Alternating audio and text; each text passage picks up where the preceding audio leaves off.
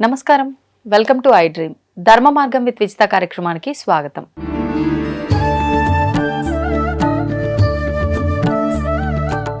నమస్కారం అండి. శ్రీమాత్రే నమః. మనకి మాఘమాసంలో వచ్చే విశేషమైన రోజుల్లో ఒక ముఖ్యమైన రోజు భీష్మ ఏకాదశి. భీష్మ పితామహుడి గురించి మనందరం కూడా ఎన్నోసార్లు విన్నాము, మాట్లాడుకున్నాము. అంటే ఆయన ఇచ్చామరణం అంపశయ్య పైన ఉండి కూడా ఆయన ఎన్నెన్నో మంచి మంచి విషయాలు అందరికీ బోధించటము, ఆఖరికి మీరు కూడా ఇంతకు ముందర ఒక టాపిక్లో చెప్పారు, విష్ణు సహస్రనామాలు కూడా ఆయన చెప్పడం, ఇవన్నీ కూడా అసలు ఏంటి అంటే ఎందుకు ఈ రోజుకి అంత విశిష్టత, ఆ రోజున మనం ఏం చేయొచ్చు, ఏ రకంగా మనకు ఉపయోగపడుతుంది, దాని గురించి. భీష్మ పితామహుడి గురించి మనం తెలుసుకోవాలి అంటే మహాభారతంలోకి ప్రవేశించాలి. మహాభారతంలో అత్యంత కీలకమైనటువంటి పాత్ర ఎవరిది అంటే భీష్మ పితామహుడిది. ఎందుకంటే భీష్మ పితామహుడిది మనం క్లుప్తంగా తన యొక్క జీవితాన్ని మనం కనుక తెలుసుకున్నట్లయితే, గంగాదేవి గర్భంలో శంతన మహారాజు గారికి గంగాదేవికి జన్మించినటువంటి యొక్క మహానుభావుడికి భీష్ముడు అని పేరు. యుధిష్ఠిర శాంతనవం పునరేవాభ్యభాషత అని మనకి విష్ణు సహస్రనామంలో వచ్చినట్లుగా, యుధిష్ఠిరుడు అంటేనేమో ధర్మరాజు గారు, శాంతనవుడు అంటే భీష్ముడు అన్నమాట. ఆయన శంతన మహారాజు గారి యొక్క కుమారుడు. ఆ కుమారుడు నిదానంగా పెరిగి పెద్దవాడు అవుతున్నాడు. అతని పేరు దేవవ్రతుడు అనే పేరుతో జన్మించాడు.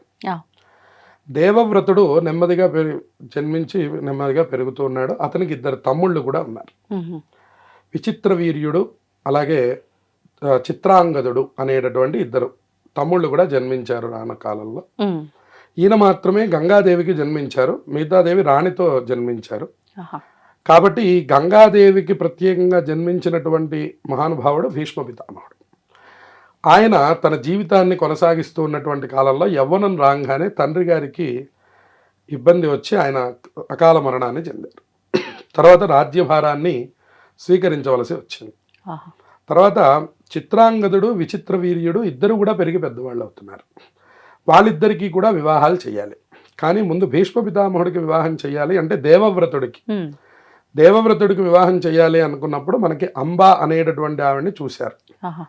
ఆ అంబా అనేటటువంటి ఆవిడ్ని చూసి వివాహం చేయాలి అన్నటువంటి సందర్భంలో ఈ అంబ ఇంతకు ముందర ఈ విచిత్ర వీర్యుడిని చూసి ఇష్టపడింది. వేరే వాళ్ళు ఇష్టపడినటువంటి యొక్క కన్యని కానీ వాటిని కానీ ఎప్పుడు రాజులు స్వీకరించరు. అందుకని అంబని వదులుకుంటాడు దేవవ్రతుడు. వదులుకుంటే మరి ఎప్పుడైతే అలా వదిలిపెట్టాడో అక్కడ విచిత్ర వీర్యుడు అట్లాగే మనకి చిత్రాంగదుడు వీళ్ళిద్దరూ కూడా విచిత్ర వీర్యుడికి వివాహం చేయాలి అని చూసినప్పుడు, భీష్ముడికి చూసి వదిలిపెట్టినటువంటి సంబంధం కాబట్టి విచిత్ర వీర్యుడిని నేను చేసుకోను అంటాడు.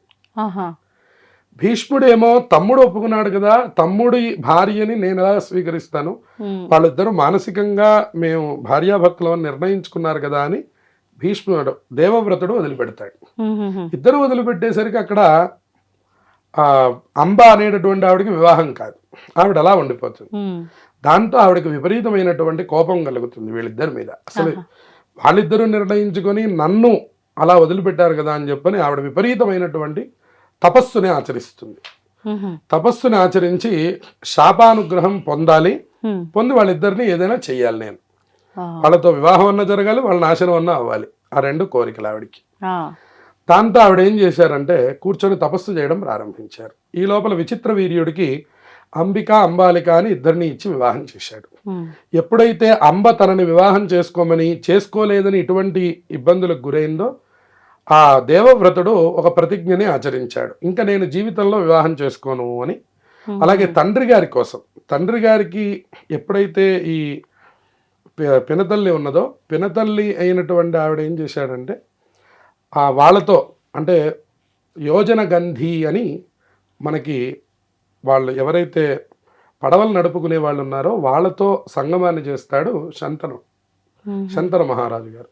ఆ తన యొక్క కుమారుడికి ఎక్కడైతే ఈ రాజ్యం దక్కదో అని చెప్పని మాతామహుడైనటువంటి ఆ బోయరాజు బాధపడుతూ ఉంటే తన దగ్గరికి వెళ్ళి కూడా మాట ఇస్తాడు, నేను అట్లాంటి రాజ్యకాంక్ష నాకేమీ లేదు, నేనేమి రాజ్యం తీసుకోను, నీ యోజన గంధి కడుపున పుట్టినటువంటి వాడు, యోజన గంధి అంటే బేస్తవాళ్ళు అంటారు, మనకి పడవలు నడుపుకునేవాళ్ళు. వాళ్ళకి వాళ్ళ దగ్గర నుంచి వచ్చేటటువంటిది సుమారు ఒక యోజనం అంటే 2 కిలోమీటర్ల పాటు ఆ వాసన వస్తూ ఉంటుందట. దాన్ని యోజన గంధి అనే పేరుతో పిలుస్తారు. ఆయన ఈ శంతనుడు వెళుతూ వెళుతూ ఆవిడని ఇష్టపడడం, ఆవిడతో తన యొక్క జీవితాన్ని గడపడం, దాని ద్వారా కుమారుల్ని కనడం అనేటటువంటిది జరిగినటువంటి తర్వాత ఈ దేవవ్రతుడికి వాళ్ళకి ఇద్దరికీ కూడా ఎప్పుడైతే రాజ్యం దక్కదు అని చెప్పాడో, నీ వరకు సరిపోతుంది, ఇప్పుడు నువ్వు రాజ్యం తీసుకోను అంటావు, రేపు నువ్వు వివాహం చేసుకుంటావు, రేపు నీకు సంతానం కలుగుతుంది, అప్పుడైనా ఈ రాజ్యం ఇవ్వాల్సిందే కదా, కాబట్టి మరి నీకు వివాహం అయ్యి నీ పిల్లల సంగతి ఏమని చెప్తావు నువ్వు అని అడుగుతారు. అందుకనే మనం ఇందాక చెప్పాం, ఏ దిహాస్తి తదన్యత్ర, ఇందులో లేనిది ఏది లోకంలో లేదు అని చెప్పిన కారణం ఇదే. కాబట్టి ఏంటంటే ఆయన అడుగుతాడు, అప్పుడు ఈయనంటారు, ఓహో నాకు పెళ్ళైతే నా భార్యో నా పిల్లలో రాజ్యం అడుగుతారని కదా మీ బాధ, అసలు నేను పెళ్ళే చేసుకొని పొమ్మండి అని చెప్పి ఆయన ప్రతిజ్ఞ చేశాడు. ఎవరి కోసం ప్రతిజ్ఞ చేశాడు? తన తండ్రి కోసం ప్రతిజ్ఞ చేశాడు. ఆయన అప్పటికే వృద్ధాప్యం వచ్చింది, ఎందుకంటే దేవవ్రతుడు జన్మించాడు. దేవవ్రతుడికి 20 సంవత్సరాలు ఉన్నప్పుడు ఆ పిల్లలు పుట్టారు. దేవవ్రతుడు యొక్క తమ్ముళ్ళకి రాజ్యం రావాలి అంటే 20 సంవత్సరాలు ఉన్నప్పటికి కూడా ఈ దేవవ్రతుడు వివాహం చేసుకోకుండా ఆ మాతామహుడు ఆయన అడ్డుపడ్డాడు, ఆ యోజన గంధి తండ్రి. ఇవన్నీ మనం లోకంలో చూస్తూ ఉంటాం. కాబట్టి ఇట్లాంటి జీవనంలో నుంచి భీష్మ పితామహుడు చక్కగా ఆ తండ్రి గారి కోసం, అంటే అప్పటికే వృద్ధుడైపోయినటువంటి తండ్రి గారి యొక్క ఆనందం కోసమని ఆయన ఒక చిన్న ప్రతిజ్ఞ చేశాడు. అది బీభత్సమైనటువంటి ప్రతిజ్ఞ, ఎందుకంటే నేను నా జీవితంలో వివాహం చేసుకోను అని. ఇప్పుడు వీళ్ళిద్దరికి సంబంధాలు చూస్తున్నప్పుడు అంబ వచ్చి, సరే వాడు వద్దపోయాడు, నీది అద్భుతమైన మన్మథాకారం, నీది సాక్షాత్తు గంగాదేవి గర్భంలో జన్మించినటువంటి వాడివి, అద్భుతమైనటువంటి శంతన మహారాజు గారికి జన్మించినటువంటి వాడివి, ఓ దివ్యమైనటువంటి పురుషాకృతి కలిగినటువంటి వాడివి, నిన్ను నేను వివాహం చేసుకుంటాను అంటే నాకున్న ప్రతిజ్ఞ నీకు తెలిసిందే కదా అంటాడు. ఈయనేమో ప్రతిజ్ఞ తెలుసు కదా నువ్వు వెళ్ళిపోమన్నాడు, ఆయనేమో నువ్వు భీష్ముడిని ఎందుకు చూశావు కాబట్టి నేను నిన్ను వివాహం చేసుకోనన్నాడు ఆయన. మొత్తం మీద ఆవిడకి ఆగ్రహం వచ్చి జపం చేయడం మొదలుపెట్టింది. సరే వీళ్ళిద్దరూ పెరిగి పెద్దవాళ్ళు అవుతున్నారు, కాలం గడుస్తున్నది. అంబిక అంబాలిక అనేటటువంటి ఇద్దరిని ఇచ్చి విచిత్ర వీర్యుడికి వివాహం చేశారు. అంబ భీష్ముడిని చూసినందుకు గాను అంబని త్యజించారు. ఆ రాజుగారికి అంబిక అంబాలిక ముగ్గురు కూతుళ్ళు. ఇప్పుడు అంబని పక్కకి జరిపారు. అంబిక అంబాలిక ఇద్దరు సంసారం చేసుకుంటున్నారు, వివాహం అయింది, వాళ్ళ కాలక్షేపంలో వాళ్ళు ఉన్నారు. కొంతకాలానికి ఒక విచిత్రమైనటువంటి రోగం వచ్చి సంతానం లేకుండానే విచిత్ర వీర్యుడు మరణించాడు. సంతానం కలగల.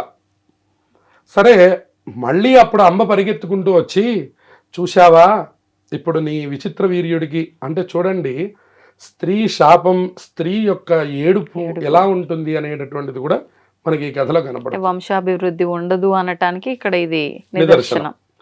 అలా ఆవిడొచ్చి ఏం చెప్పిందంటే, మీరు వెంటనే నన్ను వివాహం చేసుకోండి, తప్పకుండా సంతానం కలుగుతున్నారు. కానీ నాది భీష్మమైనటువంటి ప్రతిజ్ఞ కాబట్టి నేను మా నాన్నగారికి ఇచ్చిన మాట నేను ఎప్పుడు తప్పలేను, ఆ మాతామహుడికి ఆయనకి ఇచ్చాను నేను రాజ్యం ఇస్తానని చెప్పని, కాబట్టి నేను వివాహం చేసుకోను అని ఈయన గట్టిగా చెప్పడంతో మళ్ళీ ఆవిడ బయలుదేరి ఆవిడ వెళ్ళిపోయింది. ఎట్లయినా నిన్ను నేనే చంపుతాను అని ప్రతిజ్ఞ చేసింది ఇంకా ఆవిడ అంబ. ఎందుకంటే ఒకసారి వివాహం అవ్వవలసిన సమయంలో చెడగొట్టావు, ఇంకోసారి నీకు వివాహం చేసుకునేటటువంటి సమయం విధానం ఉన్నప్పటికీ నువ్వు చెడగొట్టావు. ఇక చిత్రాంగదుడు అనే ఆయన గంధర్వుడికి ఒక పేరు ఉండేది, చిత్రాంగదుడు అని ఒక గంధర్వుడు ఉన్నాడు. ఈయన అరణ్యానికి వెళ్ళినప్పుడు ఆ గంధర్వుడికి చిత్రాంగదుడికి యుద్ధం జరిగిందిట. జరిగి చిత్రాంగదుడు అనే పేరుతో అసలు ఒకడే ఉండాలి, అది నువ్వా నేనో ఎవరో ఒకళ్ళమే ఉండాలి. కాబట్టి ఇప్పుడు మన ఇద్దరం యుద్ధం చేద్దాం రమ్మని చెప్పని వాళ్ళిద్దరూ యుద్ధం చేస్తే చిత్రాంగదుడు మరణించాడు. ఆయన ఈయన అంటే గంధర్వుడైన చిత్రాంగదుడు, ఇక్కడ జన్మించినటువంటి చిత్రాంగదుడు ఇద్దరూ యుద్ధం చేస్తే ఈ మనుష్య రూపంలో ఉన్న చిత్రాంగదుడు మరణించాడు. గంధర్వుడు గెలిచాడు, ఆయన వెళ్ళిపోయినాడు. ఇప్పుడు ఏమైపోయింది? విచిత్ర వీర్యుడు వ్యాధితో మరణించాడు, వంశం లేదు. చిత్రాంగదుడు మరణించాడు, వంశం లేదు. ఈయనేమో పెళ్లి చేసుకోడు, వంశం ఎలా రావాలి? అంటే అప్పుడు వ్యాస భగవానుడిని పిలిపించి వ్యాస భగవానుడి ద్వారా ఈ సంతానాన్ని అంబిక దగ్గర అంబాలిక దగ్గర ఉత్పత్తిని చేశారు. అంటే వరం లాగానా ఎలా? వరంలాగా వ్యాస భగవానుడు ఇచ్చినటువంటి వరం ద్వారా వాళ్ళిద్దరి ద్వారా సంతానాన్ని ఉత్పత్తి చేశారు. ఉత్పత్తి చేస్తే వ్యాస భగవానుడు కలిగినటువంటి యొక్క సంతానమే ఇప్పుడు ఈ పాండురాజు, అలాగే ధృతరాష్ట్రుడు, అలాగే దాసితో సంభోగం చేసి విదురుడు వీళ్ళని కన్నా. వీళ్ళ ముగ్గురు మగపిల్లలు జన్మించారు. వాళ్ళు నెమ్మదిగా పుట్టుగ్రుడ్డివాడు ధృతరాష్ట్రుడు, పరాక్రమవంతుడు పాండురాజు. వాళ్ళిద్దరూ పెరిగి పెద్దవాళ్ళు అవుతున్నారు. వాళ్ళకు ఒకళ్ళని కుంతినిచ్చి వివాహం చేశారు, మాద్రి ఇద్దరు భార్యలనిచ్చి వివాహం చేశారు. ఇక గాంధారి కథని మనం అసలు ఒక రకంగా ప్రత్యేకంగా చెప్పుకోవాలి, ఎందుకంటే చాలా పెద్ద కథ అది. అయినప్పటికీ మనం గాంధారీదేవికి కూడా ఏదో జాతకరీత్యా అనేక దోషములు ఉంటే గాడిదతో మొదలు వివాహం చేయడం, తర్వాత కళ్ళకి గంటలు కట్టి ఆవిడకి కూడా, అంటే భర్తని అనుగమించేటటువంటి కాలం కాబట్టి ఆయన కళ్ళు లేవు కాబట్టి ఈవిడ కూడా అలా నేత్రములను మూసేసుకొని ఉన్నంతకాలం కూడా అలాగే కాలక్షేపం చేసి, అంటే ఆవిడ భర్తకు లేవు కాబట్టి నాకు కూడా వద్దు అని కట్టింది. ఆవిడ కానీ గాంధారి విద్య అనేది ఒకటి ఉందా? గాంధారి విద్య ఉంది, అది కూడా భారతంలో ఏమైనా చెప్పబడిందా? అదే అంటున్నా నేను. ఆ కథ మనం ఒక ప్రత్యేకమైన సందర్భంలో చెప్పుకున్నాం. ఆవిడ జీవిత చరిత్ర చాలా గొప్పది, అది లోకానికి చాలా తప్పకుండా తెలియాల్సింది. కాబట్టి ఆవిడ వివాహం చేసుకున్నారు. అలాగే కుంతీదేవికి వరం అనేటటువంటిది ఉన్నది. ఆవిడ దూర్వాస మహర్షి ద్వారా వరాన్ని పొంది, దూర్వాస మహర్షి ఇచ్చినటువంటి వరం ఏంటంటే, నువ్వు ఎవరిని చూసి ఈ మంత్రాన్ని కనుక జపిస్తే ఆ అంశలో నీ కడుపులో ఒక సంతానం కలుగుతుంది అనేది చెప్పారు. ఆవిడ మొట్టమొదట అసలు అంటే ఈ మంత్రాన్ని ఎవరి మీద పరీక్షించాలి అని చూసి సూర్యభగవానుడి వైపు చూసింది. ఎందుకంటే అత్యంత ప్రకాశవంతుడు ఆయనే, ఇంకా ఆయన కంటే గొప్పవాడిని ఎవరిని నేను తేలేను. కాబట్టి సూర్యభగవానుడిని వైపు చూసి ఆ మంత్రాన్ని జపం చేస్తే కర్ణుడు జన్మించాడు. కర్ణుడు జన్మిస్తే లోకమంతా అపవాదకు గురవుతుందని ఆవిడ వదిలివేసింది. తర్వాత వీళ్ళందరూ జన్మించారు. ఇటు కౌరవులు జన్మించారు, 101 మంది కౌరవులు జన్మించారు, 5గురేమో పాండవులు జన్మించారు. మాద్రి అనే ఆవిడకేమో నకుల సహదేవులు జన్మించారు. కుంతీదేవికేమో వీళ్ళ ముగ్గురు జన్మించారు, మన ధర్మరాజు గారు, భీముడు, అర్జునుడు. వీళ్ళ ముగ్గురు కుంతీదేవికి జన్మించారు. మాద్రి అని ఒక ఆవిడని వివాహం చేసుకున్నాడు, ఆవిడకి నకుల సహదేవులు జన్మించారు. కాబట్టి ఈ విధంగా సంతాన ఉత్పత్తి అయింది. ఇప్పుడు భీష్ముడు ఏమైనాడు? తాతగారు అయినాడు, కానీ ఆయన ఏం వివాహం చేసుకోవాల. ఆయన అకుంఠితమైనటువంటి బ్రహ్మచర్య దీక్ష ఏదైతే ఉందో అది అలాగే ఉంది. ఇక్కడ ఉండేటటువంటి యొక్క పిల్లల్ని సమర్థించాలి, కొడుకుల్ని సమర్థించాలి, కోడళ్ళని సమర్థించాలి, అందరినీ చూసుకోవలసినటువంటి రాజ్యభారం మొత్తము భీష్మ పితామహుడి మీదే ఉంది.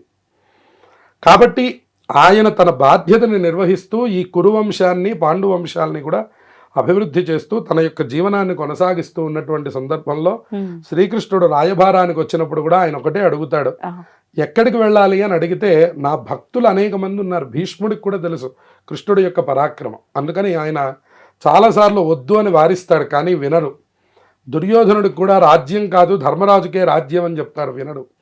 ధృతరాష్ట్రుడు పుత్రుడి మీద అత్యంత వ్యామోహం పెంచుకొని చేయవలసినటువంటి ధర్మాల్ని చేయకపోవడం వల్ల రేపు నీకు వచ్చేటటువంటి మరణం ఎవ్వరూ ఊహించలేనటువంటి రీతిలో ఉంటుంది అని చెప్పారు. అది కూడా ఆయన వినిపించుకోరు.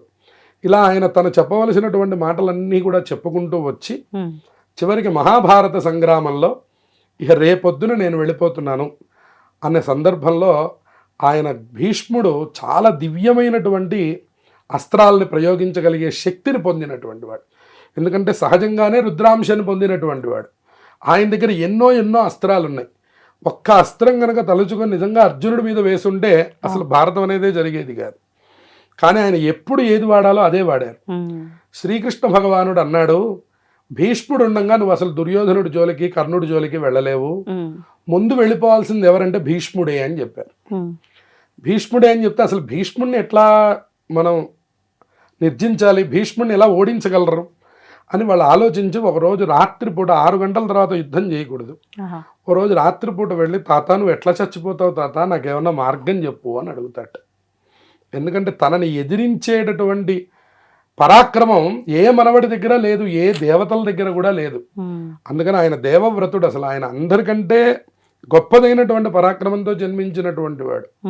అందుకని మేమెవరం కూడా చెప్పలేమని కృష్ణుడు సైతం వదిలిపెడితే భీష్ముడి దగ్గరికే వెళ్ళి అడుగుతారట, తాతయ్య నువ్వు ఎలా చచ్చిపోతావయ్యా, నీకు ఏదన్నా ఓ మార్గం చెప్పవయ్యా, దాంతో నిన్ను ఓడించాలి అని ధర్మరాజు గారు, అర్జునుడు వీళ్ళందరూ వెళ్ళి అడుగుతారట. ఆయనకు ముచ్చటేస్తుందట. 80 సంవత్సరముల ప్రాయం, వృద్ధాప్యం వచ్చింది. కానీ ఆయన 80కే చచ్చిపోతాడని ఏం లేదు, ఆయన ఎన్నేళ్ళు సంవత్సరాలైనా బతుకుతారు. కానీ మనవాళ్ళు అడిగిన మాట ముచ్చటగా అనిపించిందట. ఇళ్లల్లో కూడా మనం చూస్తూ ఉంటాం ఇట్లాంటివి నువ్వు ఎప్పుడు వెళ్ళిపోతావు మా ఇంటి నుంచి అంటూ ఉంటారు మనవాళ్ళు కూడా. ఇలాంటప్పుడు సహజంగా మనం ముద్దు కలుగుతుంది, ఎదుటి వాళ్ళకి బాధ కలుగుతుంది, విన్న వాళ్ళకి ముద్దు కలుగుతుంది. అలా ఆయన చూసి వాళ్ళని సంతోషపడి నన్ను నిజంగా చంపేద్దామనేనా మీ అందరి ఉద్దేశ్యం అన్నట్టు. మరి నీ తర్వాత కానీ మహాసంగ్రామం మొదలవదు, నువ్వు అక్కడ అడ్డంగా నిలబడితే మొత్తం ఏమీ నిలబడదు కదా, కాబట్టి నువ్వు దయచేసి ఏదో మార్గం చెప్పు, నువ్వే చచ్చిపోవడానికి నువ్వే చెప్పేసే మార్గం అన్నట్టు. ఆయన అన్నారట, నాకు కొన్ని ప్రతిజ్ఞలు ఉన్నాయిరా, స్త్రీ ఎదురుకుండా ఉంటే యుద్ధం చేయను, కిరీటం పడిపోతే యుద్ధం చేయను, పైన ఉన్నటువంటి జెండా విరిగిపోతే యుద్ధం చేయను, ఇలా నాకున్న నియమాలు ఇవి ఉన్నాయి, ఏదోటి ప్రయోగించండిరా అని ఆయన యొక్క విధానాన్ని ఆయనే చెప్పారట మనవాళ్ళకి. చంపండ్రా ఇంకా ఎన్నాళ్ళు బతుకుతాను అని. స్వచ్ఛంద మరణమే కాదు, తన యొక్క మరణ శాసనాన్ని కూడా తనే రాసుకొని తనే చెప్పుకొని వాళ్ళ చేత చేయించుకున్నటువంటి మహానుభావుడాయ. కాబట్టి అద్భుతమైనటువంటి భీష్ముడి యొక్క చరిత్ర మనం గనక విన్నట్లయితే, కనీసం ఈ చరిత్ర మనం చెప్పుకున్నది ఇంకా మనం చాలా తక్కువ చెప్పుకున్నాం, ఈ కాస్త చరిత్ర విన్నప్పటికి కూడాను మనకి మహాపాపాలన్నీ ధ్వంసం అయిపోతాయని చెప్పారు. సరే ఎట్లా చేయాలి అని ధర్మరాజాదులందరూ ఆలోచించుకొని కృష్ణుడి దగ్గరికి వెళ్ళి మాట్లాడుకొని, మీకు అంబ ఉన్నది కదా, ఆయన్ని చంపుతానని ప్రతిజ్ఞ చేసింది. ఇప్పుడు స్త్రీ వల్ల ఆయన చావడు. అందుకని ఆవిడ ఏం చేస్తుందంటే పురుష రూపాన్ని పొందుతుంది, ఈశ్వరుడికి తపస్సు చేసి. పురుష రూపాన్ని పొందితే పురుష రూపము కాదు, స్త్రీ రూపము కాదు, నపుంసక రూపంలో ఉంటుంది ఆవిడ. అంబ అంటే శిఖండి శిఖండి అంటే 2 తలలు, శిఖండి అంటే మనకి నపుంసక స్వరూపం. స్త్రీ కానీ పురుషుడు కానీ కాకుండా ఉన్నవాడిని అసలు ఆయన యుద్ధం చేయడు. అటువంటి వాడు ఎవరైనా వస్తే ధనుస్సుని వదిలిపెడతాడు ఆయన. అందుకని అంటే ఈమె ముందు నుంచే స్వతహాగా అలానా, లేదంటే ఆవిడ స్త్రీ తపస్సు ద్వారా అలా పొందింది. ఏదో ఒక రూపంలో నేను భీష్ముడు చావుకి కారణం కావాలి అని పరమశివుడిని కోరుకుంది. నీ కోరిక తీరుతుంది, ఆయన కోరిక తీరుతుంది. ఈశ్వరుడు టైం కోసం చూస్తాడు అందరి కోరికలు తీర్చడానికి. అందుకని ఎప్పుడనంగా తపస్సు చేస్తుంది ఆవిడ. ఈయనకి మనవాళ్ళు కూడా పుట్టారు, మనవాళ్ళు చంపడానికి వచ్చారు, అప్పటి నుంచి తపస్సు చేస్తుంది. మరి ఇప్పుడు కారణం ఆవిడే కావాలి, ఆవిడ కాకుండా చంపేస్తే ఈ తపస్సుకు ప్రయోజనం లేదు. అందుకని పరమేశ్వరుడు ఏం చేశాడంటే, నువ్వు శిఖండి రూపాన్ని పొందు, నీ కాలం వచ్చినప్పుడు నిన్నే పాండవులు తీసుకెళ్లి నీ ద్వారానే ఆ భీష్ముడిని చంపిస్తారని చెప్తారు. అప్పుడు ఏం చేస్తారు, సరైనటువంటి యుద్ధం జరుగుతూ ఉంది. యుద్ధం జరుగుతూ ఉంటే కృష్ణుడు చెప్తాడు, అసలు మోదుగ చెట్టుకి పూలు ఎలా పూస్తాయో అలా కొట్టేసే బాణాలన్నీ అని చెప్తాడు. మీరు ఎప్పుడైనా మోదుగ చెట్టుకుని గనక చూసినట్లయితే, మోదుగ చెట్టుకు గనక పూలు పూస్తే మీకు అసలు కొమ్మలు కనపడవు, అంతా ఆరెంజ్ అయిపోతుంది, గుత్తులుగా వచ్చేస్తుంది. అలా అసలు శరీరానికి బాణాలు ఎలా ఉన్నాయంటే మోదుగ పూలా అన్నట్లుగా ఉండాలట. అంటే ఇంచు కూడా గ్యాప్ లేకుండా కొట్టు బాణాలు, మొత్తం బాణాలు కొట్టేసాయి అని చెప్తే భీష్ముడు బాణాలు కొడుతున్నాడు. కానీ ఇన్ని బాణాలు కొట్టినా కూడా ఆయన ఒక్క బాణం కొడితే ఈ రథంతో సహా ఎగిరిపోతారు వీళ్ళు. అందుకని ఇప్పుడు ఈయనకి ఎవరో ఒకళ్ళని అడ్డం పెట్టాలి. ఎవరు? ఆ శిఖండిని తీసుకొచ్చి ఎదురుకుండా పెట్టారు. ఆయన ధనుస్సును పక్కన పెట్టాడు. వెంటనే కృష్ణుడు అర్జున అని ఒక్క పదం వాడాడు. ఆయన ఇక పూలని మోదుగ పూలలాగా కొట్టి పారేశాడు శరీరం అంతా. ఆఖరి బాణాన్ని అంబ చేత వేయమని చెప్పారు. ఎందుకంటే ఆవిడ శాపం ఉంది కదా, ఆవిడ వరం ఆవిడ కూడా తీర్చుకుని వెళ్ళిపోతూ ఉండాలి కాబట్టి. లేదంటే ఎన్ని జన్మలైనా ఎత్తుతారట అట్లా, కోరిక కోసం. అందుకని చెప్పి అంబ ఆఖరి బాణం వేస్తుంది. అది గుండెల్లో గుచ్చుకొని రథంలో నుంచి కిందకి పడిపోతాడు. కిందకి పడిపోతే మనం అందరం అనుకుంటా అంబశయ్య తయారు చేసి దాని మీద పడుకోబెట్టారని. కాదు, గుచ్చుకున్నటువంటి బాణాలతోనే కిందకి పడిపోయాట. తప్పించి మళ్ళీ ఒక మంచం ఏమీ ఏర్పాటు చేయలే. ఆ గుచ్చుకున్న బాణాలు ఇందా నేను మీకు చెప్పినట్లుగా అవన్నీ ఎట్టగొట్టాడు అంటే ఇంచు గ్యాప్ లేకుండా కొట్టేశాడు. కొట్టేస్తే తలకాయ వాలిపోతుంది. తలకాయ వాలిపోతే అర్జున తల దగ్గర ఒక బాణం కొట్టవయ్యా అన్నట్టు. ఆ తల దగ్గర బాణం కొడితే పైకి లేపి పెట్టారట తలకాయన బాణం మీద పెట్టి, ఇంకా తాతయ్య నన్ను క్షమించు, ఇది యుద్ధం కాబట్టి ఈ పని చేయవలసి వచ్చింది అని చెప్పారట. వెంటనే ఆయన చాలా సంతోషపడ్డారట. అసలు ఇన్ని బాణాలు కొట్టావురా నా ఒంటి మీద, అయినప్పటికీ కూడా నేనేం చావను, ఉత్తరాయణం రావాల్సిందే, ఉత్తరాయణం వచ్చినటువంటి తర్వాత ఏకాదశి పర్వదినంలో విష్ణు సహస్రనామం చెప్పందే నేను ఎక్కడికి పోనురా అని చెప్పారట. ఇది ఎన్ని రోజుల ముందట జరిగింది? ఎంతకాలం? సుమారుగా 3 మాసాల పైచిలకు ఆయన అంబశయ్య మీదనే ఉన్నారు. ఈ భీష్మ ఏకాదశికి ముందు 3 నెలలు, 3 నెలల ముందర నుంచి ఆయన అలాగే ఆ అంబశయ్య మీద అలాగే ఉన్నారు. వారికి ఆహార నిద్రలు ఏమీ లేవు. ఆహార నిద్ర లేకుండా అలాగే అంబశయ్య మీద ఉన్నారు. అప్పుడు ఆ భీష్ముడికి యొక్క విధానంలో ఒకనాడు ఆయన దేవతా పూజ చేసుకుంటే శ్రీకృష్ణుడు భీష్ముడి దగ్గర, ధర్మరాజు గారి దగ్గరికి వెళ్ళి, ఏమయ్యా ఉన్న పితామహుడు ఆయన ఒక్కడే, ఆయన వెళ్ళిపోయాడంటే అసలు నీకు ధర్మాలు చెప్పేవాళ్ళు ఎవరు లోకంలో లేరయ్యా, నువ్వు బయలుదేరి పద ముందర వెళ్ళి ఆ భీష్ముడి దగ్గర ధర్మాలు తెలుసుకుందాం అని చెప్పని శ్రీకృష్ణుడు 5 పాండవుల సహితంగా బయలుదేరి అంబశయ్య దగ్గరికి వస్తాడు భీష్మ అష్టమి రోజున. వచ్చి ఈ అష్టమి రోజున వారి ఎదురుకుండా నుంచొని, తాత కిమేకం దైవతంలోకే కింవాప్యేకం పరాయణం స్తువంతఃకం కమర్చంతః ప్రాప్నుయుర్మానవా శుభం. ఆయన వేసిన ప్రశ్నలు ఇవన్నీ కూడా మనం విష్ణు సహస్రనామం చదివితే ఇవన్నీ చదువుతూ ఉంటాం మనం కూడా. కోధర్మ సర్వధర్మాణం భవతః పరమోమతః కిం జపన్ముచ్యతే జంతుర్జన్మ సంసార బంధనాత్ శ్రీ భీష్మ ఉవాచ అని మొదలవుతుంది. యుధిష్ఠిరుడు కొన్ని ప్రశ్నలు అడిగాట. తాత అసలు ఎవరిని మనం ఎవరిని ఆరాధన చెయ్యాలి? కిమేకం దైవతంలోకే, అసలు దేవుడు అంటే ఎవరు తాత? ఎవరిని పూజించాలి? ధర్మాలు అంటే ఏంటి అసలు? కోధర్మ సర్వధర్మాణం, ఏ ధర్మం అన్నిటికంటే గొప్ప ధర్మం, వీటన్నిటిని కూడా నాకు తెలియజేయమని చెప్పని ఆయన అడిగితే, అప్పుడు భీష్మ ఉవాచ జగత్ప్రభం దేవదేవం అనంతం పురుషోత్తమం స్తువన్నామ సహస్రేణ పురుష సతతోత్థిత. ఎవరైతే విష్ణు సహస్రనామం మొత్తంలో ఒక పురుషాకృతిని పొందినటువంటి మహానుభావుడున్నాడో ఆయన్ని మీరు కృష్ణుడనండి, రాముడనండి, వెంకటేశ్వర స్వామనండి, గోవిందుడనండి, పేరు ఏదైనప్పటికీ పెట్టండి. రామాలయంలో చదివేది రామసహస్రనామం చదవరండి, ఏం చదువుతారు? విష్ణు సహస్రనామమే చదువుతారు. తిరుపతి వెళ్ళారంటే ఏం చదువుతారండి? విష్ణు సహస్రనామం చదువుతారు. సర్వత్ర ఉపయోగపడేటటువంటి ఏకైక కీర్తనం ఏదైనా ఉందంటే హరికీర్తనం అని చెప్పారు. కాబట్టి హరేర్నామ హరేర్నామ హరేర్నామైవ కేవలం కలవు నాస్త్యేవ నాస్త్యేవ నాస్త్యేవ గతిరన్యథ అని చెప్పారు. కాబట్టి ఈ హరి అనేటటువంటి ఈ నామం ఏదైతే ఉందో ఇదొక్కటేనయ్యా నీకు చక్కనైనటువంటి మార్గాన్ని సూచించేటటువంటిది. ఇక ఈ కలియుగంలో వేరే నువ్వు ఎన్నైనా పట్టుకో, ఇంకా నీకు వేరే మార్గం అనేటటువంటిది కనపడదు. అంత్యంలో పలికేటటువంటి స్మరణల్లా నారాయణ నారాయణ నారాయణ. అందుకనే నారద మహర్షి నారాయణ స్మరణ నిరంతరం చేస్తుంటాడు. అందుకని ఇప్పుడు ఈయన దగ్గరకు వచ్చి ఎన్నో ధర్మాలు తెలుసుకున్నారు. రాజధర్మాలు తెలుసుకున్నారు, స్త్రీ ధర్మాలు తెలుసుకున్నారు, పుత్రధర్మాలు తెలుసుకున్నారు, అలాగే వాళ్ళు భవిష్యత్తులో చేయవలసినటువంటి కార్యాచరణ తెలుసుకున్నారు, భగవంతుడు అంటే ఏంటో తెలుసుకున్నారు, వాళ్ళు ఏం చెయ్యాలో తెలుసుకున్నారు. ప్రతి విషయాన్ని కూడా ఆ యొక్క భీష్ముడి దగ్గర తెలుసుకున్నారు. తెలుసుకున్నటువంటి తర్వాత అసలు వీళ్ళందరినీ తెచ్చినటువంటి ఆ దేవదేవుడు ఏడి ఆయన్ని ముందుకు రమ్మను అన్నట్టు కృష్ణుడు ఇదంతా నడిపించాడు కదా జగన్నాటక సూత్రధారి, ఆయన రమ్మనవయా ముందుకి అన్నట్టు. ఆయన అలా కళ్ళ నిండా చూస్తూ మొత్తం 1000 నామాలు చెప్పారట. విశ్వం విష్ణుర్వషట్కారో భూతభవ్యభవత్ ప్రభో భూతభృద్భావో భూతాత్మా భూతభావన శంఖభృన్నందకీ చక్రీ శార్గధన్వా గదాధర రథాంగపాణి రక్షోభ్య సర్వప్రహరణాయుధ అని 1000 నామాలు అలా అనర్గళంగా చెప్పేశారు.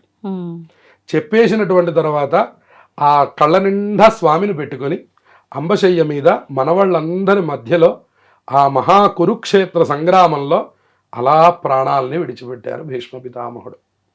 కాబట్టి ఇటువంటి భీష్మ పితామహుడు యొక్క చరిత్రని ఇవాళ మనందరం మన పిల్లలకి మనము, ఎందుకంటే ముందర మన తరంలోనే ఎంతమందికి తెలుసు అనేటువంటిదే ప్రశ్నార్థకం. ఇక పిల్లలకి తెలియడం అనేటటువంటిది పక్కన పెట్టండి. ఎందుకంటే ఇదివరకు ఏదో భీష్ముడు అనేటటువంటి పేరన్నా వినపడేది, ఇప్పుడు కనీసం ఆ పేర్లు పెట్టుకునే వాళ్ళు కూడా ఎవరు లేరు. కాబట్టి ఈ పేర్లు, ఈ మహాభారతం ఇటువంటి ప్రాచీన గ్రంథాల పట్ల అనురాగం పిల్లలకు కూడా మనం నేర్పించి చక్కగా ఇటువంటి కథలన్నీ వింటూ వాళ్ళు ఆచరించినటువంటి ధర్మాలు మీరు ఆలోచించండి. ఒక్కసారి వివాహం చేసుకోను అని తన నోటిలో నుంచి వచ్చినటువంటి యొక్క భీష్మమైనటువంటి ప్రతిజ్ఞ చేసినందుకు గాను ఆయన భీష్మ పితామహుడిగా మిగిలిపోయినాడు. అసలు దేవవ్రతుడు అనే పేరు ఎంతమందికి తెలుసు? తెలియదు, ఎవరికి తెలియదు. 99 మందికి తెలియదు, ఎవరో పురాణజ్ఞులకి తెలుస్తుంది. కాబట్టి అటువంటి పేరునే తన పేరుగా మార్చుకున్నటువంటి మహానుభావుడు భీష్మ పితామహుడు. ఎన్ని రకాలైనటువంటి అవకాశాలు వచ్చాయి, ఎన్ని రకాల ఇబ్బందులు వచ్చాయి. నువ్వు వివాహం చేసుకోకపోతే వంశమే ఆగిపోతుందన్న సందర్భంలో కూడా తను ఏ ప్రతిజ్ఞని చేశాడో ఆ ప్రతిజ్ఞని నెరవేర్చుకుంటూ ధర్మాన్ని నడిపించి ఆ ధర్మంతో ఇవాళ కురుక్షేత్రం మరి పాండవులు కౌరవులు వాళ్ళందరినీ పెంచి పెద్దవాళ్ళని చేసి వాళ్ళ తర్వాత తరాలు కూడా వచ్చేంత వరకు భీష్ముడు ఉండి వెళ్ళిపోయాడంటే ఇవాళ మనం భీష్ముడు గురించి తెలుసుకోకపోతే మనం ఎంతటి మహాపాపం చేసిన వాళ్ళం అవుతాం. సాక్రిఫైస్ తెలుస్తుంది, మాట ఇవ్వటం, మాట మీద నిలబడడం, బంధుత్వం, అనురాగం, ప్రేమ, పరాక్రమం, ప్రతి ఒక్క విషయం భీష్ముడికి సొంతం. అటువంటి యొక్క భీష్ముడి యొక్క శ్లోకాలు, భీష్ముడికి ఇవ్వవలసినటువంటి తర్పణాలు, అలాగే ఆయనకి ప్రీతికరంగా విష్ణు సహస్రనామ స్తోత్రం పారాయణ చేయడం, ఇవన్నీ కూడా ఈ భీష్మ ఏకాదశి రోజు ఆచరించి అందరూ తరించాలి అని సభాముఖంగా తెలియజేస్తారు. గురుగారు, లక్ష్మీ అమ్మవారికి సంబంధించి కొన్ని విధానాలు ఆచరించాలి, అలా ఆచరిస్తేనే అమ్మవారు నిలుస్తుంది అని అంటూ ఉంటారు. అసలు ఏంటి లక్ష్మీ అమ్మవారి యొక్క నివాస స్థలాలు ఏమున్నాయి? నిజంగా అంటే అమ్మవారిని ప్రసన్నం చేసుకోవాలి అని అంటే మనం ఏ రకంగా ఉండాలి, మన ఇల్లుని ఏ రకంగా ఉంచుకోవాలో వివరించండి. తప్పకుండా. నమస్తేస్తు మహామాజే శ్రీపీఠే సురపూజితే శంఖచక్ర గదాహస్తే మహాలక్ష్మీ నమోస్తుతే. మహాలక్ష్మి అయిన ఇది చాలా అందరికీ ఉపయుక్తమైనటువంటిది. ఇప్పుడు లక్ష్మీదేవి యొక్క నివాస స్థానాలు అన్న మాటకి మనం వచ్చినప్పుడు లక్ష్మీదేవికి 5 స్థానాలు నివాసంగా ఉన్నాయి అని చెప్తున్నారు. ప్రతి ఇంట్లోనూ మనకు ఉండేవే, మనం ఆచరిస్తున్నామా లేదా అనేటటువంటిది మనం పరీక్షించుకోవాల్సినటువంటి సందర్భం. అయితే పంచమాంగళ్యాలు అని, అలాగే పంచ గోస్థానాలు, పంచలక్ష్మీ స్థానాలు అని మనకి ఒక్కొక్క దానికి కూడా 5 అనే సంఖ్యకి ప్రాధాన్యతనిచ్చారు. ఇచ్చి 5 లక్ష్మీ అమ్మవారి స్థానాలు మనకి చెప్పారు. 5ట్లో మొట్టమొదటిది మనం ఉండేటటువంటి యొక్క ఇంటికి ముందుగా మనం పెట్టుకునేటటువంటి తులసి చెట్టు, అది మొట్టమొదటి లక్ష్మీ స్థానం. అందుకని మీరు గృహప్రవేశం చేయండి, బయటికి వెళ్ళండి, తులసి చెట్టు యొక్క గాలి, తులసి చెట్టు యొక్క నీడ పడుతూ ఉన్నట్లయితే కనుక ఆ ఇల్లు సుభిక్షంగా ఉంటుందని, అది మొట్టమొదటిది. ప్రారంభంలోనే మొట్టమొదటిది తులసి చెట్టు అని చెప్పారు. అందుకని మనం ఏ మూలకు ఉండనివ్వండి, ఎంత పెద్ద అపార్ట్మెంట్ కానివ్వండి, ఏదో ఒక మూలకు ఒక చిన్న తులసి చెట్టునైనా ఏర్పాటు చేసుకుంటూ ఉంటాం మనం. ఏదో చిన్న గుండీలో పెట్టుకుంటాం కనీసం. అందువల్ల తులసి మొట్టమొదటి లక్ష్మీ స్థానం అని చెప్పింది శాస్త్రం. ఇక రెండవది, మనం ఎంటర్ అవుతున్నటువంటి ప్రధాన ద్వారం, గుమ్మం, మనం ఎంటర్ అయ్యేటటువంటి గుమ్మం ఏదైతే ఉందో అది మనకి లక్ష్మీ స్థానం అని చెప్పారనమాట. అక్కడి నుంచి లోపలికి రావాలి అంటే ఆ గుమ్మమునకు చాలా ప్రాధాన్యతనిచ్చారనమాట. అందుకనే మీరు ఇల్లు కట్టేటప్పుడు కూడా మీరు గమనించినట్లయితే మిగతా దేనికి పూజ చేయరు. శంకుస్థాపన, భూమి పూజ చేశారంటే గుమ్మం నిలబెట్టడానికి ఒక ప్రత్యేకమైన పూజ చేస్తారు, తర్వాత గృహప్రవేశం చేస్తారు. కానీ స్లాబ్ వేసేటప్పుడు పూజ చేయరు. ఎందుకని? స్లాబ్ కంటే ప్రాధాన్యత కలిగింది గుమ్మం. ఇవాళ మనం చెప్పులు వేసుకొని లోపలికి వెళ్ళిపోతూ ఉంటాం, బూట్ల కాళ్ళతో తొక్కుతూ ఉంటాం, గబుక్కుని దాని మీద నుంచుంటూ ఉంటాం. ఉదాహరణకి, అంటే ఇవన్నీ పాతవి, ఇవి మనకి సంబంధించినవి కాదు. ఇప్పుడు ఏమవుతుంది దీని మీద నుంచుంటే అన్నదానికి శాస్త్రంలో సమాధానం చెప్పాల. నువ్వు అన్నం తినాలి అని అంటాం, అన్నం తినను అంటే సరే ఈ పూటకు ఆగుతావు అనుకుంటాం. అసలు అన్నమే ఎందుకు తినాలి అనేటటువంటి ప్రశ్న, మూర్ఖమైనటువంటి వాదన వచ్చినప్పుడు శాస్త్రం మౌనంగా ఉంటుంది. శాస్త్రం ఎప్పుడు సమాధానం చెప్పదు. అంటే మూర్ఖులని కూడా మార్చాలి అనేటటువంటి ప్రయత్నాన్ని శాస్త్రం కొద్దిగా తక్కువ చేస్తుంటుంది. మూర్ఖస్య నాస్తి ఔషధం అని చెప్పేసి, వాడికి మందు లేదు, వాడు అలా అంటూ అంటూ అంటూ వెళుతూ ఉంటాడు. మళ్ళీ 10 ఏళ్ల తర్వాత వాడు మళ్ళీ అదే పని చేస్తాడు. వాడంతలా వాడొస్తేనే కరెక్ట్, మనం తప్పించి మీరు ఎంత మార్చే ప్రయత్నం చేయండి అది మారదు. కాబట్టి ఇప్పుడు రెండవ ప్రదేశమైనటువంటి ఈ గుమ్మం ఏదైతే ఉందో దానికి మనం పసుపు రాసుకోవడం, బొట్టు పెట్టుకోవడం, దానికి రోజు కొద్దిగా ఇంకా సాంప్రదాయమైనటువంటి ఇళ్లలో మీరు గమనిస్తే 2 పూలు పెట్టి ధూపం కూడా వేస్తూ ఉంటారు. ప్రతి శుక్రవారం పసుపు రాసి బొట్లు పెట్టడం, అట్లాగే ప్రతిరోజు పూలు పెట్టి ధూపం వేసే సంప్రదాయం కూడా ఉంటుంది. దానివల్ల ఏంటంటే మనకి ఇంట్లోకి నెగిటివిటీ ఏది రాదు, అలక్ష్మి రాదు అని చెప్పాడు. కాబట్టి ఇప్పుడు 2వ స్థానం ఏమిటి? గుమ్మం అన్నమాట. మొదటిది తులసి చెట్టు అని చెప్పుకున్నాం. ఇప్పుడు 3వ దాని గురించి చెప్తున్నారు. ఇంట్లో ఉండేటటువంటి ఇల్లాలు అని చెప్పాడు. 3వది ఇంట్లో ఉండేటటువంటి ఆడవాళ్ళు. మొట్టమొదటిది భార్య అని చెప్పాడు. భార్య లక్ష్మీ స్వరూపం. ఆవిడని అనుకూలంగానే మనం నడుస్తున్నంతకాలం ఇవాళ అందరికీ అనుభవమే. కొద్దిగా మనం గనక దాన్ని భిన్నం చేసుకున్నామంటే మాత్రం మనకి ఇబ్బందులు అనేటటువంటివి మొదలవుతాయి. అందుకని 3వ స్థానం మన ఇంట్లో ఉండేటటువంటి మన భార్య. ఆవిడ చక్కగా నవ్వుతూ కనుక నాది అనేటటువంటి స్వతంత్రంతో కనుక ఆవిడ ఎప్పుడైతే ప్రవర్తిస్తుందో ఆ ఇంట్లో లక్ష్మి వర్ధిల్లుతుంది అని చెప్పారు. ఇది 3వ స్థానం. ఇక 4వ స్థానం ఆవిడ పెట్టుకునేటటువంటి యొక్క బొట్టులో ఉంది అని చెప్పారు. ఆవిడ కనుక బొట్టు లేకుండా కనుక తిరుగుతున్నట్లయితే కుంకుమ బొట్టు, వాటికి మనం ఇంకా రకరకాల, ఇదివరకు కుంకుమే బొట్టు, సరే ఇప్పుడు మనకు అనేక రకాలు వచ్చాయి, అది వేరే విషయం.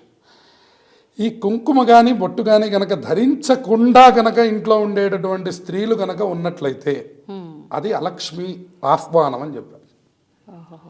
ఎప్పుడైతే ఇంట్లో ఉండేటటువంటి ఆడవాళ్ళకి బొట్టు ఉండదో, ఇంట్లో ఉండేటటువంటి వాళ్ళందరికీ కనీసం నొదుటన ఎక్కడ, కనీసం స్త్రీలకు ప్రత్యేకత చెప్పాడు. పురుషుల కంటే కూడా, పురుషుడు కూడా బొట్టు పెట్టుకోవాలి, అందరూ పెట్టుకోవాలి. ఈ బొట్టు పెట్టుకోవడం అనేది ఒక ఇంద్రియ సాధన అని చెప్పాడు. అది మళ్ళీ యోగాలో ఉంది. కాబట్టి సరే మగవాళ్ళు ఎట్లా ఉన్నప్పటికి కూడా ఆడవాళ్ళ దాకా వచ్చేసరికి మాత్రం తప్పకుండా లలాటంలో కుంకుమ అనేటటువంటిది ధరించి ఉండాలి. ఒకవేళ అది కనుక లేకపోయింది అంటే అలక్ష్మీదేవిని మనం ఆహ్వానం చేస్తున్నట్టు. మన ఆయుర్దాయంలో లోపం కలుగుతున్నది, అవయవాల్లో లోపం కలుగుతున్నది. ఇవాళ అన్ని రకాల క్యాన్సర్లు రావడానికి కూడా ఇదే కారణం అవుతున్నది. ఇప్పుడు పెట్టుకోకపోతేనే ఇన్ని అనర్థాలు అన్నారు. కొన్నిసార్లు పెట్టుకుంటుంటే కింద పడిపోతూ ఉంటుంది కుంకుమ భరిణ. అలాంటప్పుడు చాలా మంది భయపడేది ఏంటంటే భర్తకి ఏమైనా ఇబ్బంది వస్తుందేమో అని.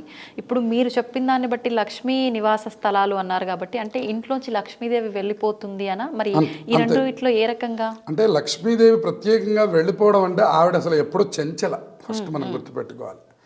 ఆవిడ సహజంగా చెంచలాయ నమః పాదవ పూజయామి అని మనం అమ్మవారికి పూజ చేస్తుంటాం. ఆవిడ సహజంగా చెంచల. ఆ చెంచలకి మీరు మళ్ళీ ఇంకా చెంచలత్వం తెప్పిస్తున్నాం.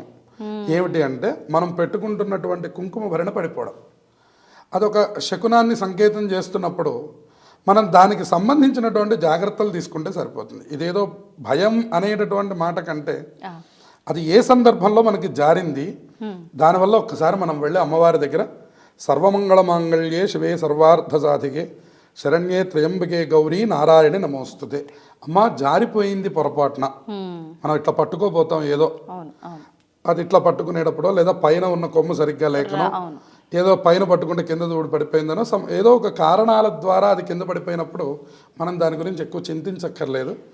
ఆ అమ్మవారి దగ్గరికి వెళ్ళి ఒక్కసారి ఈ శ్లోకం చెప్పి నమస్కారం చేస్తే ఆవిడ సర్వమంగళాదేవి అందరికీ ఐశ్వర్యాలను అనుగ్రహిస్తుంది. ఇప్పుడు మీరు సందర్భం చూసుకోవాలి, సమయము అన్నారు. అంటే పడినప్పుడు ఇప్పుడు మామూలుగా ఈ సౌభాగ్యకరమైన వాటిలో విశేషంగా శుక్ర మంగళవారాలు ఎక్కువగా పట్టించుకుంటూ ఉంటారు.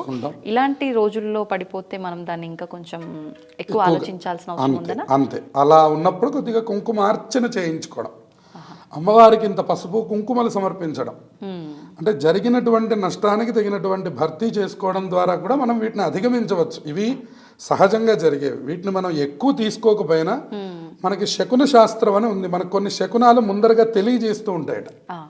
అటువంటప్పుడు మనం ఏం చేయాలి అంటే దానికి తగినటువంటి అలర్ట్గా ఉండాలి. మనకి ఎప్పుడో హెల్త్కి ఇబ్బంది వస్తుందని ముందుగా హెల్త్ ఇన్సూరెన్స్ తీసుకోవడం ఎట్లాంటిదో, వైదికమైనటువంటి మార్గంలో మనం భక్తి అనేటటువంటి ఇన్సూరెన్స్ ఎప్పుడు మనతో ఉన్నట్లయితే భగవంతుడు మనల్ని రక్షించడానికి సర్వదా సిద్ధంగా ఉన్నాడండి అన్నాడు. అప్పటికప్పుడు వెళ్ళి అప్లికేషన్ పెట్టుకుంటే ఇన్సూరెన్స్ క్లెయిమ్ అవ్వకుండా ఉన్నట్లు, నువ్వు ఎప్పుడో కష్టం వచ్చినప్పుడు భగవంతుడా అంటే ఆ కష్టం వెంటనే నెరవేరకపోవచ్చు. దానికి మనం భగవంతుడిని నిందించకూడదు.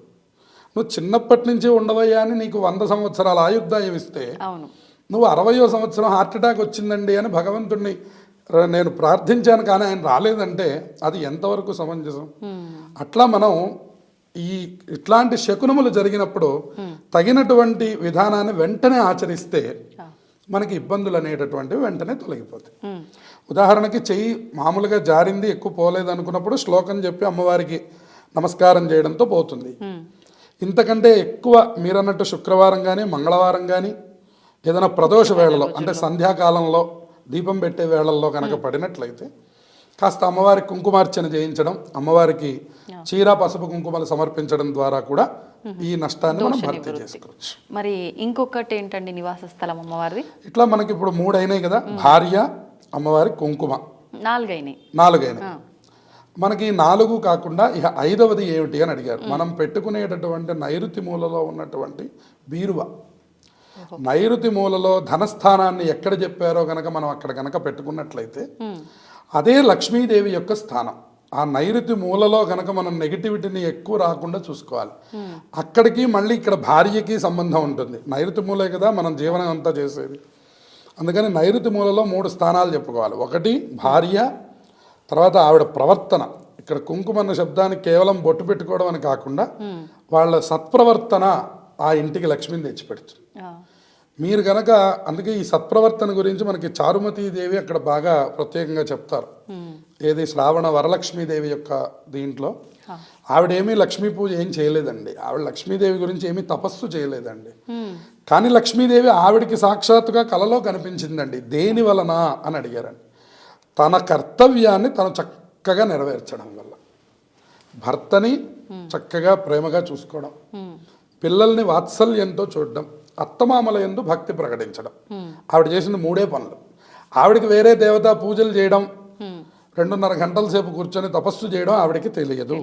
ఆవిడకి తెలిసింది ఏమిటి అంటే ఇల్లాలి కర్తవ్యాన్ని ఏ వచ్చినటువంటి అతిథులకు కానీ బంధువులకు కానీ ఇంట్లో ఉండే అత్తమామలకు కానీ భర్తకు కానీ పిల్లలకు కానీ ఏ రకమైన ఇబ్బందులు కలగకుండా చాతుర్యం లక్షణం స్త్రీణాం ఉద్యోగం పురుష లక్షణం అని చెప్పారు.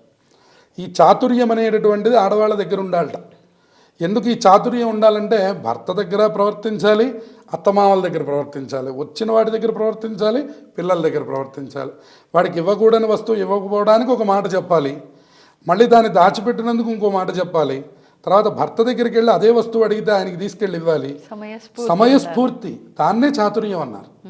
ఆ సమయస్ఫూర్తితో ఎవరు ప్రవర్తిస్తున్నారో, ఇక్కడ కేవలం కుంకుమ అంటే ఏమంటే బొట్టు పెట్టుకున్నానండి అయినా నాకు కలిసి రాలేదండి అంటే ఇంట్లో ఉండే వాళ్ళతో మనం ప్రవర్తించే ప్రవర్తన కూడా ఒక లక్ష్మి అని చెప్పాడు. ఆ ఇంట్లో ఎప్పుడు ఆవిడ వల్ల గొడవలు అవుతున్నాయి అనుకోండి, ఆ ఇంట్లో లక్ష్మీదేవి ఎలా నిలబడుతుంది? అందువల్ల ముందు ఆడవాళ్ళు పరిపూర్ణమైనటువంటి ప్రశాంతతతో ఉండడం, సదా భర్తని పిల్లల్ని వచ్చినటువంటి వాళ్ళని అనురాగంతో వాళ్ళకి ఎంత పెట్టడం, దీని ద్వారా లక్ష్మి అనేటటువంటిది ఇంట్లోకి ఆహ్వానం జరుగుతుందన్నారు. ఎప్పుడైతే మనం గొంతు పెంచి మాట్లాడతామో, అనవసరమైన వాటికి కోపం తెచ్చుకుంటామో అప్పుడు మైల వచ్చినట్టు అని చెప్పారు. కోపో నాశయతే మోహం, కోపో నాశయతే స్మృతం, కోపో నాశయతే సర్వం సర్వం అని చెప్పని ఆయన కోపం గురించి చెప్తుంటారు రామాయణంలో. ఆ కోపం కనుక వచ్చినట్లయితే నువ్వు అసలు నీ యొక్క స్వస్థితిని మర్చిపోతావు.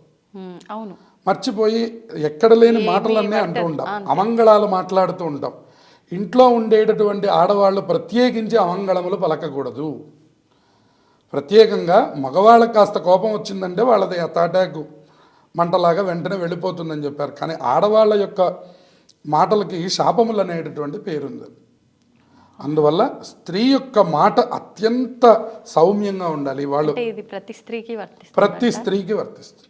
అందుకనే ఆడవాళ్ళ జోలికి వెళ్ళొద్దంటుంది ప్రతి మనకి ఉండే సనాతన సంప్రదాయం కానివ్వండి, ఏదైనా కానివ్వండి, స్త్రీ యొక్క జోలికి వెళ్ళకూడదు, స్త్రీ శాపం పొందకూడదు అనేటటువంటిది ఒక ప్రత్యేకమైనటువంటి నియమం. కాబట్టి ఇంట్లో ఉండేటటువంటి ఇల్లాలు, ఆవిడ యొక్క ప్రవర్తన, ఆ నైరుతి మూలలో ఉండేటటువంటి ధన ప్రదేశం, ఈ 5 గనక మనం చక్కగా చూసుకున్నట్లయితే మన ఇంట్లో లక్ష్మీ అమ్మవారు అన్ని వేళలా కొలువై ఉండి మనకి చక్కగా ధన సంపదల్ని అనుగ్రహం చేస్తారు. సంతోషం అండి, చాలా చక్కటి వివరణ ఇచ్చారు. ధన్యవాదాలు. జయం. And for more videos, please subscribe to iDream. Please subscribe to iDream. Please subscribe iDream. And please subscribe to iDream. For more videos, subscribe to iDream. Please like, share, and subscribe to the channel. Congratulations, iDream. subscribe to iDream. Subscribe to iDream. So subscribe to iDream Media. iDream team అందరికి huge congratulations. Please subscribe iDream Media. Please subscribe to iDream. Subscribe iDream. Please subscribe to iDream. iDream అంటే నా కళల channel subscribe చేసుకున్న నోరు తిరుగుతలేదు, మీరైతే గంట గుర్తు కొట్టండి. For more such videos, please subscribe to iDream. Subscribe to iDream. Please subscribe to iDream. Please subscribe iDream Media. Please do subscribe to iDream. Please subscribe to iDream Media. For best entertainment and information, please subscribe iDream. And don't forget to subscribe to iDream.